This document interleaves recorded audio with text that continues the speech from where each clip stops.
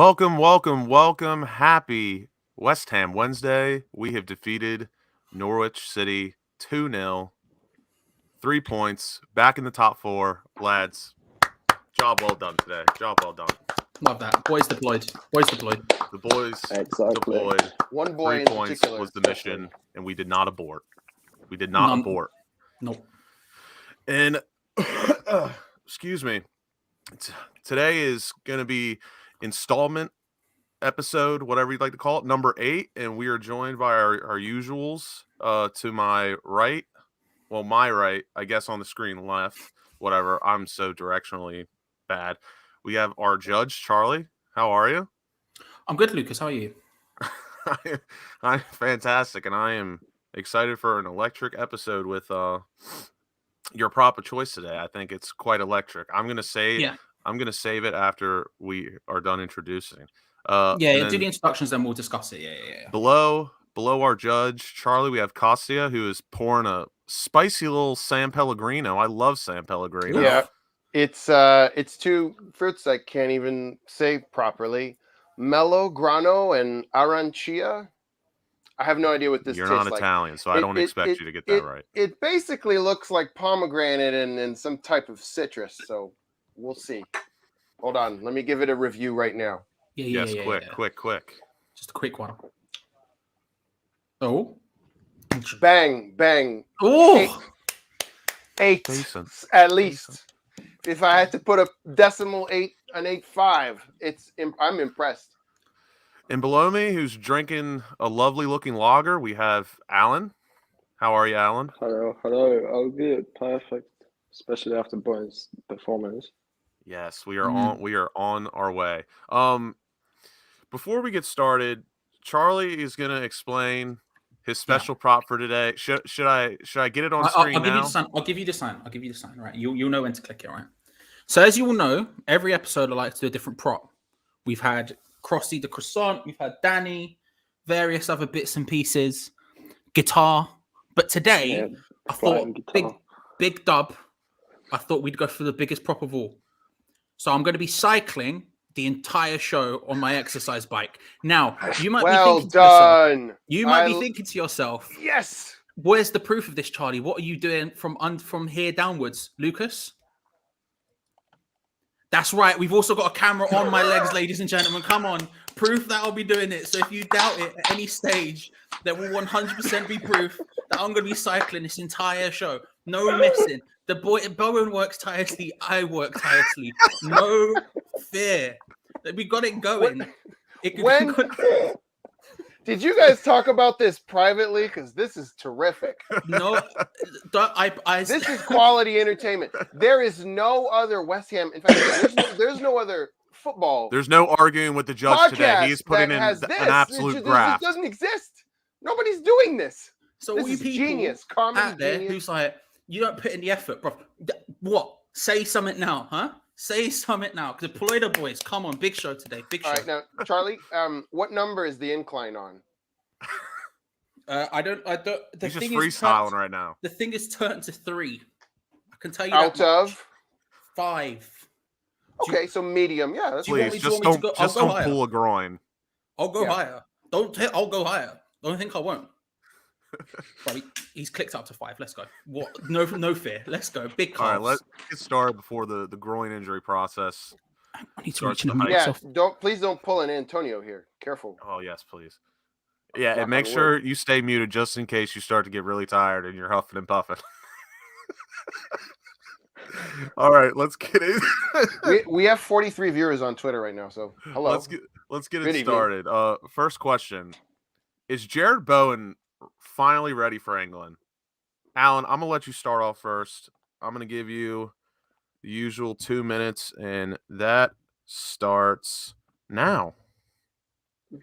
Oh yeah, he's been ready for the past few months at least, especially since the start of the season. Because last year I would say no, there were signs of him being a good player, but he was very inconsistent, and his chance creation and decision making wasn't there yet.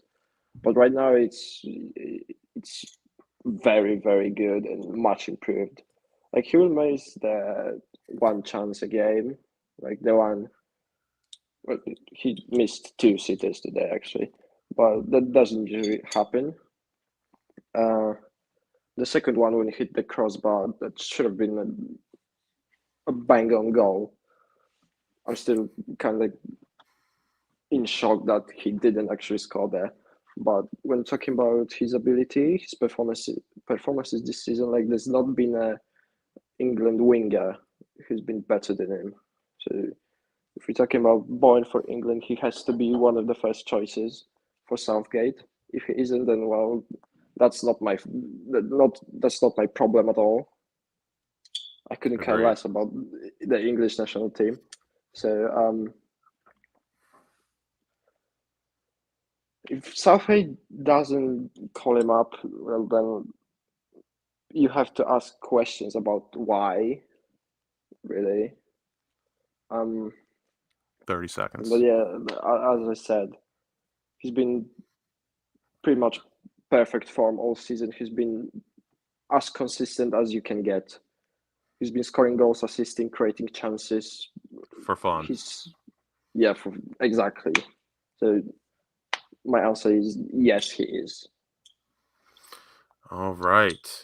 And we are good there. Costia, it is your turn. Before you go, I just would like to say Jared Bowen does have the most goal assist contributions out of all England wingers now. He has 14 now.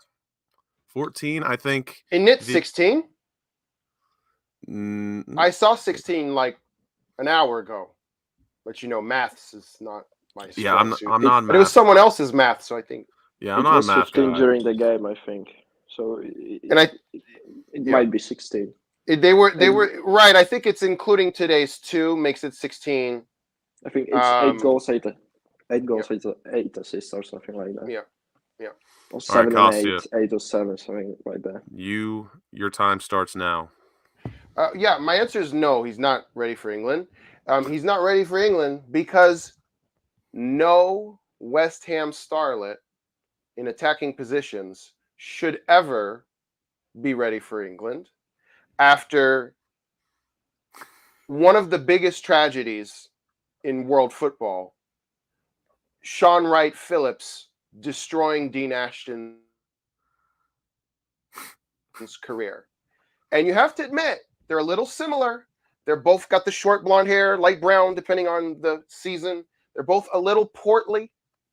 But, and they're both on fire until a certain extent. And I know Rice has been fine for England, but frankly, I don't necessarily trust the setup. When you have a manager who picks a dozen fullbacks when there's only 20 odd spots, right? And something about him going to England and playing even more games scares me. So that scares me as well. From a statistics point of view, he's taking a big dump on everyone. Like I don't even know if I would trade him for Sancho right now in a direct swap. And that's the next guy, right? I think they're competing. I'm sorry, Arsenal. Smith Rowe and Saka just don't have anything on him. Saka's too fragile. Smith Rowe's too complacent and hit or miss. So no, of course he's ready for England. I don't really want him to go. Just like I don't really want Mikel Antonio to go to freaking Costa Rica to hit bombs from outside the box and then come back with slightly weaker ankles, So yeah, that's my way to spin that question. All right. Time's up. Charlie, our cycling expertise. There you go. He was reaching as hard as he could to unmute himself. I didn't think about Charlie, it. I can do it for you if the reach is too far. Oh, bro, yes, this is perfect. Right, yeah, just unmute me and mute me at your leisure. I trust you, Mr. Chairman. And just in case anyone was doubting the authenticity, there's my hand. There's my hand. Proof. This is live. Now do the hokey pokey and cycle yourself around. Okay, I was going to say I cannot turn around. I'm sat on a very static, heavy object. Okay, right. It's an interesting one. I think.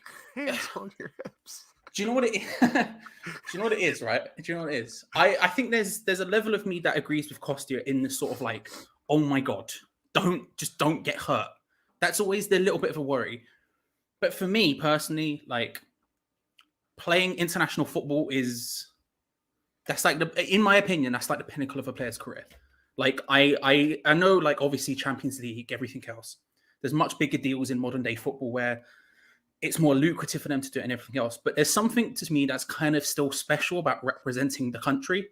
There's something, whenever a player of West Ham's get called up, I get really happy for them. Even though part of me has a big old chunk of fear that a denationalism is going to happen, that many other players, Lanzini, there's many other examples of people who have gone away, got injured at international duty and everything else. For me personally, it's still the case of like, I want Jared Bowen to represent England. I want him to get that opportunity. He deserves it. He needs the recognition.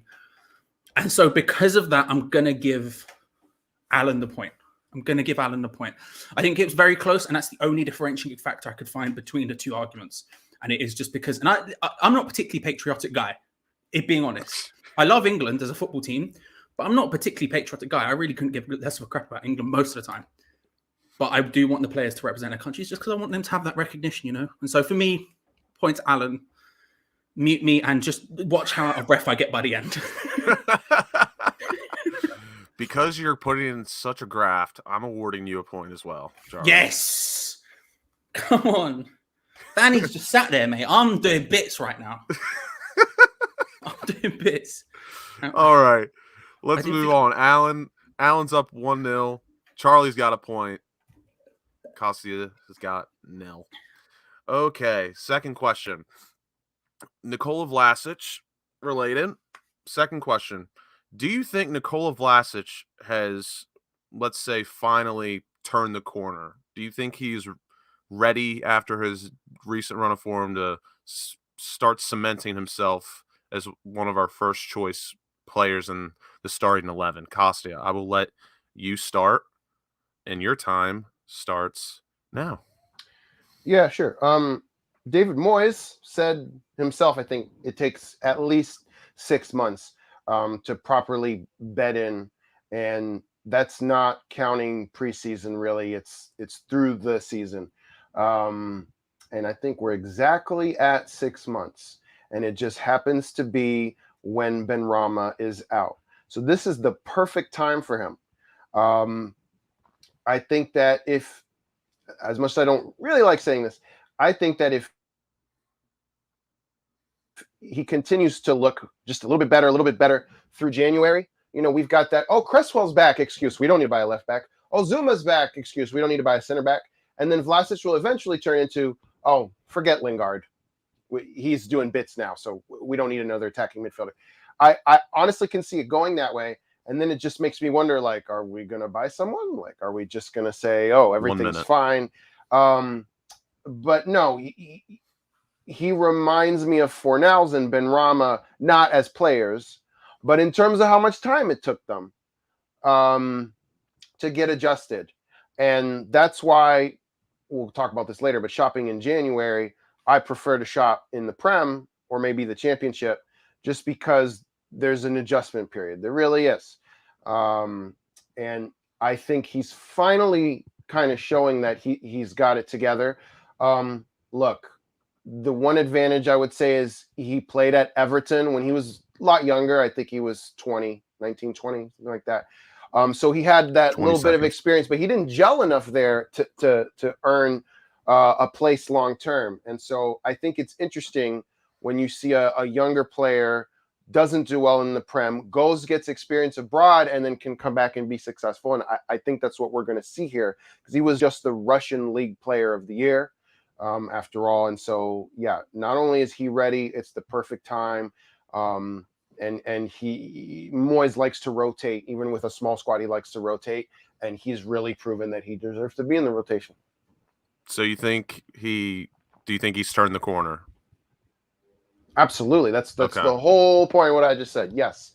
In fact, he just did, right? Just did it. He just for Charlie, did it. just for Charlie, I like didn't this hear. last couple weeks. I didn't hear a yes or no. I just wanted to, for our judge, who's put in Yes. an absolute shift. He's turned the corner.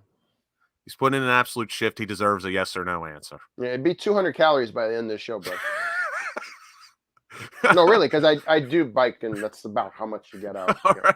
Alan, do you think Nikola Vlasic has turned the corner and is ready to cement himself in our starting 11? Your time starts now. I would agree with Costia there. I think yes. Maybe not necessarily in the starting 11, because obviously, but when Benrahma will be back, there will be rotation between them, and it'll be pretty much on form based. Who's going to play? Because obviously Bowen is undroppable, and then you have Benrahma, Pablo, Vlasic, and Lanzini. And Lanzini looks undroppable as well. Pablo is playing well since coming back from COVID, but today he was excellent, I thought. But he's still not there yet when you compare his performances recently to the start of the season. So there will be questions about whether we play Benrahma or Vlasic. 1 minute. So it's a very tough one. But comparing the two, I think Benrahma is has a bit less for what Moyes wants from his players, because Vlasic looks better regarding chance creation, better regards decision making. He's not as rash on the ball.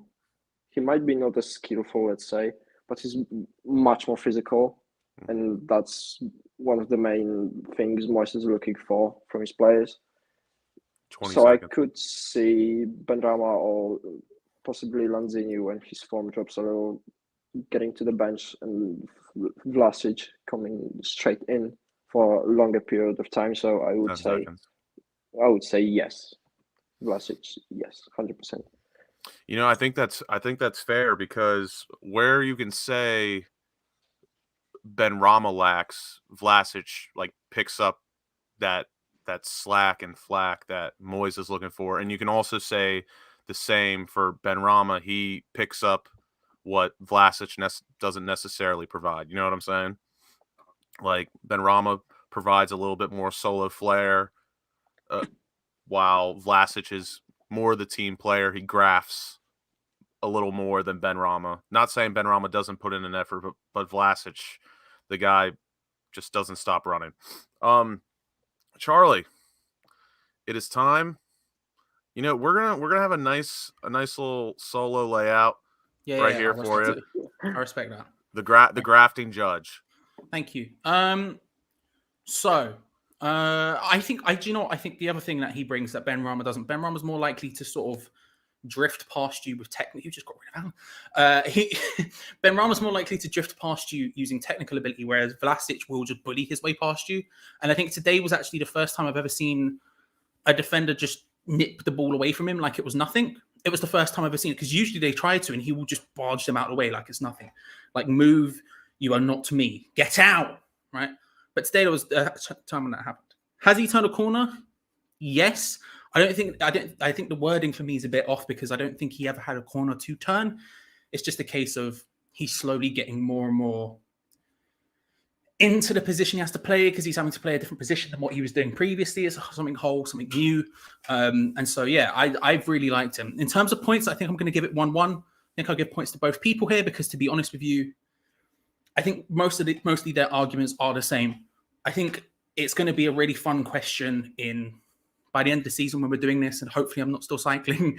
I think it will be a really fun question to ask, because it's either going to be, was Vlasic worth the money, or was Vlasic like one of our better players in the second half of the season? I think it could go either way. All right. It is now 2-1, Alan, and Charlie. Of course, I've given you an extra point because you are put in an absolute shift. Thank you. Thank you. I've realized as well 2 things, right? First thing, Rebecca, hush. Secondly, I remember. So this bike, it's old, and it was the cheapest one I could get when I got it, because poor, right? by the end of this show, it might be squeaking like mad. And I'm sorry if that happens because it does tend to do that. The second thing I should say, I've noticed, Lucas, I don't know if you've noticed, I've never seen myself on camera cycling on this before for obvious reasons. Why would I have? You look got a fit, nice little- mate. I think, well, thank you. So, firstly, I've got a nice little sway going. Do you know what I mean? As I cycle, I'm just got a little bit of like a. This is light work to you. And Do you it's know what I always mean? it's always the haters from the sideline, always talking. Yeah, always the haters, bruv. The haters. Always The talking. haters. Anyway, They always got something to say. 1 point each. All right, so it is 2-1 Allen, and Charlie has 2 points because we all know why. Third topic, let's move on. Who do you think is our weakest player in our starting 11 right now? Allen, I will let you start off. Your time starts now. It's a very tough question because you can look at it from very different perspectives. And it kind of changes from one game to another. So today, let's say, I would have said probably Lanzini or Dawson. In another game, I would have said Diop 100% or Masuaku, or even Antonio. So it's a really tough question to answer. What if I had to go off multiple performances and kind of get the biggest spectrum going regarding the whole of the season so far? And based on the current starting 11 with everyone but Ogbonna and Zuma back, I would say probably Craig Dawson. And it's either Dawson or Diop, but today I thought Diop was much better than Dawson. His interceptions were fantastic. He just looks much more suited to the higher defensive line as we played today. And with Dawson, 20 seconds. he is very much being run past when we're playing a high defensive line because he's kind of too slow. His decision making sometimes is odd. And Diop today looked like something I used to say, like he would be the perfect centre back to cover, let's say. So I would say based on the current team, it's Craig Dawson. All right, time's up. Costia, you are up, pal. Your time starts now. I interpreted this question really differently from Alan. And I know we were all busy, so I don't know, maybe in the chat it wasn't super clear. But to me, when I'm thinking starting 11, I'm not thinking about players who have come into the starting 11 due to injuries, right? I'm thinking of our best possible 11. And so to me, the way, nothing wrong with how Alan answered the question, but like I'm going to give a very different answer because Dawson, Diop, Masuaku are not preferred. And my backup answer would have been Vladimir Sufal, which might surprise you. And that's in the sense that he's been overtaken by Ben Johnson at times, right? He was out and he could have come in a lot sooner, but Johnson was doing so well. So I think Sufal's position is the one that's the most in danger if everyone is healthy. Okay. But that's because of the quality behind him. My answer to this question is Thomas Suchek.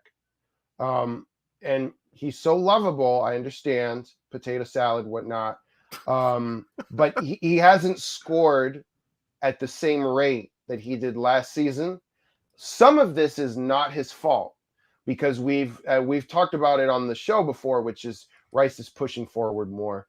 And he's been given liberty to that, which is really different. But I don't have the power to do this, and even if I did, I don't have what I'm thinking of on me at the moment.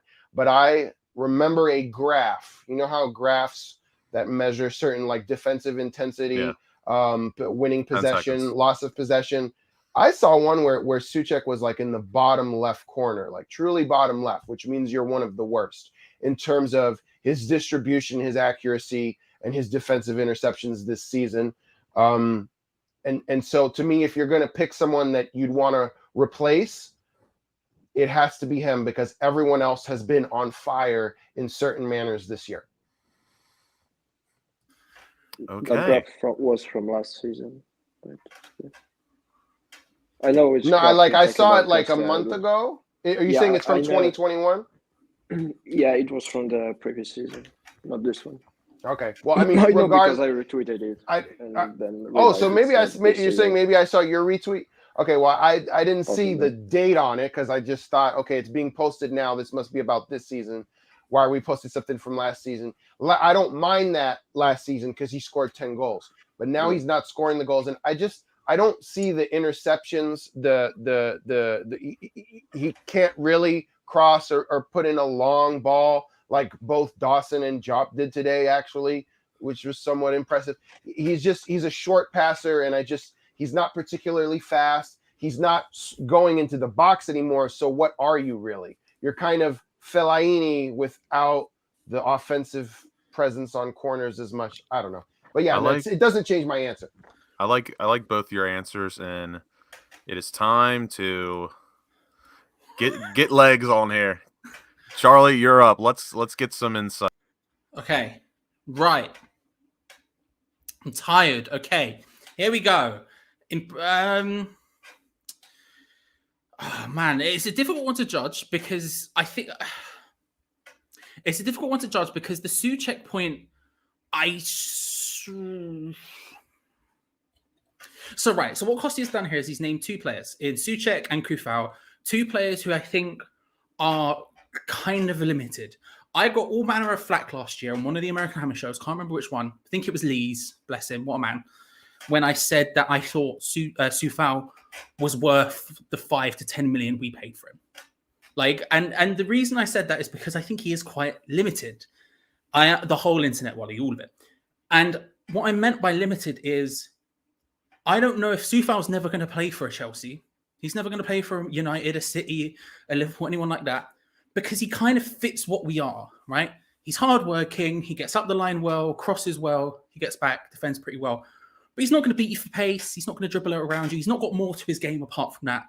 He's got crossing and he's got the good defending, which is fine. For us, that's completely okay. And I think you could levy a similar thing to Souček, right? Souček has deficiencies in his game. He's not a particularly great passer. He's all right defensively. He's not the best thing in the world, but he's all right. But he has like these standout traits that make him work in the system. He covers an insane amount of ground. He gets forward. The one thing I will disagree with Costia is I think he gets forward very well, and I think he's always a threat. I think our corners are just completely and utterly garbage. I think we're so bad at corners. The amount of times we hit it, it's just at the first man, and it's not us failing to beat the first man. No, that's our tactic. We're booting it there for a reason, and it's stupid, and I don't get why we do it when really we should just be lofting it at Souček, Diop, whoever's in his head, right? So I find it interesting. I think I'll give 1 point each because I think they both came at it from different angles, and I like both the answers a lot. And I don't think there's one I could pick as a better answer than the other. And I find I want to. If this was a different show, I'd want to deep dive on Costia's answer. I want to maybe something we could do another episode or on a different show, me and Costia on. But I'd love to just like go to town on this because I think there's a lot to discuss there. But I'll give 1 point each because I think that's the only fair way to do it because I think both people had strong answers. They came at it from different angles, Lucas. Different angles. You know what I mean? I wish our corners could come in from different angles, but I strongly do too. Right now. And our set pieces, they are absolute shit. So right now it is Costia 2, Allen 3, and Charlie with a cheeky 3. We all know why. He's legitimately powering his own internet right now. Come on. I could shithouse my way to a win here if I just gave Costia a point at the end, deprived Allen of a point. You can shithouse your way to a discount on your internet by manual power. Yes. I'll ring him up. I'll let him know. I'll let him know. All right. The last question of the night. We're in a bit of a situation, but I think I'm gonna I'm gonna advise Charlie to make this maybe a point and a half worth Okay. of I a respect question, that. so we have a winner. No ties, because we don't have much time. Lucas, So could you last just question. before you read it out, just Yes. mute me a second because I'm going to reach for a drink and it's going to be not very nice sounds happening. So last question we've got is, we've been linked with hundreds of players now. It's January what, 12th. If any of you are betting men and you had to throw your mortgage or just your house on who is going to be joining West Ham, who would it be and why? Costia, please tell me who you think it will be and why. Time starts now. This is not a bet I would actually place any money on, because this is so impossible. Quick disclaimer: gamble Okay? responsibly. Yeah, no, like I wouldn't bet $1, a pound, a euro, yen on this, because, as you said, we've been linked with hundreds of players, so there's just so many options. Okay, but the other issue is, every time that I think a signing might be likely, the next day I hear how we tried to do a loan bid Yep. and the club aren't accepting that, or I hear that we go, oh, but you know what, their contract is up at the end of the summer, so we're just going to wait till the summer. Or I hear, well, actually, this club, like Lloyd Kelly, Bournemouth, wants to get promoted. So there's no, the players at their peak transfer value, because the club could become a Premier League club and they don't want to lose a starting center back. So, I had all these names where I'm like, oh, this could happen, this could happen. And then I changed my mind based on the headline the next day. I think a lot of that is because of what David Moyes said. This is a lot of pressure, just putting me on by myself out of nowhere. I don't appreciate it very much. David Moyes in his last press conference basically implied we're cutting out all leaks. So I think he's kept it close to his chest, right? Those cards. And, I have a name. It's not a particularly interesting name. I have an answer. It's a very logical answer, right? The heart, what the heart wants, 30 what the heart seconds. wants. I really don't think Lingard's coming anymore. Okay. Maybe one of those Ligue 1 strikers could be it. Okay. But the one, if I had to bet my house, my portfolio, 15 what seconds. have you, on one particular player joining us, it is Josh Doig of Hibernian, because he's not going to be particularly expensive. He fits the left back need while also young and can learn, and it doesn't threaten Cresswell particularly. Masuaku's not going to be threatened by a 19-year-old necessarily, and it kind of gives you two options there. Langelo might not make it, Doig might not make it, but one of them probably will, because they're both quite promising. It's not, I'm going with Doig over Aaron Hickey, who plays at Bologna, because that being the fact that he's at Serie A, being the fact that he has 4 goals, also a 19-year-old Scottish left back. I'm going with the Scottish theme here, but it's not going to be Hickey, because Hickey's going to cost a little bit more. And for a 19-year-old, you're going to go with the cheap punt so that you can spend your money elsewhere. So if I had to put money on it, Josh Doig from Hibernian will be signing for West Ham by the 31st. Very good. You went at least 40 seconds over your time, which is pretty impressive. But there's no penalties for that, right? I'm in a good mood, so we'll see. We'll see. Alan, your time is now. Who would you put the house on that we're going to sign this January, even though it looks incredibly bleak? Your time starts now. If I had to, well, if we're talking about first team transfers only, then I'll give you the answer in a second. But overall, probably on one of the 3 youth players we've got on trial. Like, there's a one guy from Arsenal that apparently looks insane. He's like 16 years old or something. So I guess I would bet on him. But if we are talking about first team transfers, then I have absolutely no idea why.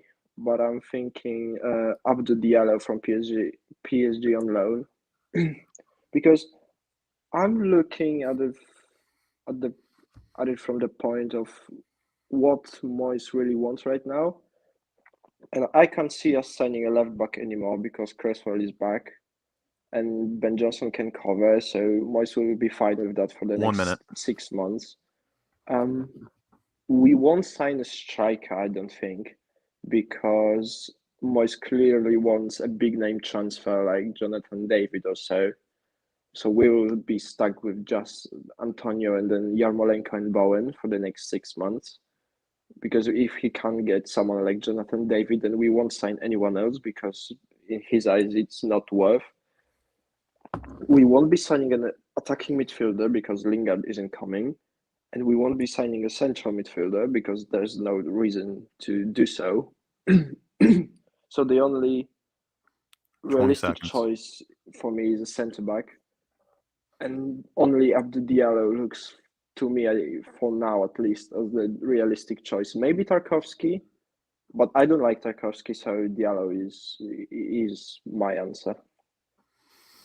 All right, time.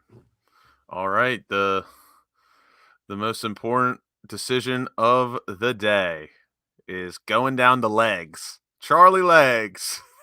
Charlie Legs. That's going to be your new nickname. Charlie Legs. Give us a winner. Big sea legs. That's me, baby. Right. The sweat has fully set in. Okay. So I think if I was to put money on one player, it'd probably be Hlozek at this point. Obviously, he has a lot of suitors. I think there's a lot of factors that would go into it, which make it the right time for him to come here. But at the same time, and I think mainly because, to be honest with you, we're going to get to the end of the window. We're going to panic because both David Moyes and David Sullivan take too long to think about anything. And it's going to be like, who's there? Hlozek's there. He's achievable. I think other achievable names include people like Tarkowski, people like that. But problem with someone like Tarkowski, for example, he's at a relegation-threatened club. They're probably going to not want to let go of him until they get relegated, maybe in the summer. But for now, I don't see that happening. It's an interesting one, Lucas, because we have two answers here, which are very good. Two answers. 2 legs, 2 answers, which are very good for different reasons. Costia has come through. We've got a cheeky Desmond right now. A cheeky Desmond, bro. Costia's come through with an answer that's smart. I like Costia's answer. He's looked at the odds. He's gone, right, this is the guy. West Ham. He's made sure to throw his disclaimer in there. Gamble responsibly.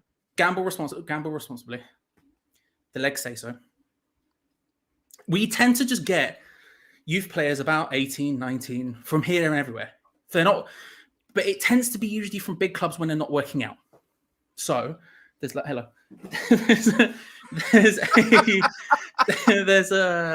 It tends to be from big clubs when they're not really working out. So you look at, say, Nathan Holland, who came from Everton, for example. You look at Nepo, who came from Man United. Ashley Fletcher, who came from Man United. There's a lot of these sort of players around who we end up signing, and we tend to just hoard them. We do. We get all the offshoots, and then we hope some of them work out. Tony Martinez, another great example. So what Costia's done there is he's gone for a smart answer. But I think the key here is that I don't know. I don't know that we would be their first choice. I look at Diallo. I think we could be. Only on a 6-month loan. They've obviously got PSG have, what's the kid's name? Mendes on loan, who's starting for them at the moment. He's only on loan there. Now, if he signs permanently, maybe in the summer, they revisit that. But a 6-month loan deal for him to a club playing in Europe, to a club where he knows the competition isn't going to be fierce. Like the other name I saw today was like AC Milan. And I don't know if Theo Hernandez is injured or what, but like, come on, bro, let's think about this logically. I think we would probably be his first choice in that race. We're a really good option for him. And I can't stress, a 6-month loan deal is unbelievably realistic for West Ham. I can't stress how tired my legs are. I can't stress how I had to stop a second so I could adjust my butt. That hurts. Again, this is very cheap. Hurts my butt. Hurts my bum. Hurts my bum. Cheeks in pain. But yeah, so I say I'm going to give the point to Alan because I just think Diallo's that little bit more realistic. Just that little bit more like plausible. But Costia, you came in with a very smart. I like that answer a lot. You brought it. You brought it. Well, to be completely honest, Diallo was like my backup, and I kind of thought about both, and it's a great answer because I do think it's like the second most realistic, I guess. Like that's the other one I was really considering as well. I 100% agree with 10,000% agree with. You can only shake your own hand and say fair play. Exactly. Good even match. That was good. That was really difficult. It's one of those ones. It's like when you see an end of a football match and it's like 3-0, and then you go, but the score doesn't represent how the game went. 100% one of those ones where like, well, it's not 3-0, it's 3-2. Just to be clear. No, I know, but what I'm saying is like people. If you looked at it on the Wikipedia page that this show will inevitably have, it will state Alan won by this many points, but realistically, that is too close to call. It was too close to call most of the time. I'm gonna power cycle for the rest of the show. Our font. So Alan is our winner today. That was a 1.5 answer right there. That was worth 1.5. So Alan wins 4.5 to 3, and Charlie, of course. Well, the spread was 1.5. So now you just rigged it. So now only people who I am the bookies. I am the bookies. Yeah. I am the bookies. Who bet push today? Not many people. And Charlie going the same speed on that cycle. I've got about 2-1 right now to finish. I want to hit 200 calories. I want to make Costia proud. Oh my, that was a really fun show today, guys. We are gonna wrap it up because we've all got stuff to do, unfortunately. So we are going to leave you all with a Alan becomes victorious today, 4.5 to 3, and Charlie, of course, 4 honorary points for the graft that Charlie, he's always putting in. Charlie, oh, thank you. I was going to say, are you blocking your face because you don't want everybody to see you turn red? But now you fixed it. No. My face is red all of the time. Ask Rebecca. She'll back it. And that's true. And real quick, I want to say thank you to everyone that joined us in the chat on Twitter, Facebook, YouTube. Thank you, Gary. Thank you, Wally. Thank you, Lenny. Thank you, Tarek. Thank you, Wally. Thank you, Rebecca. Who's that?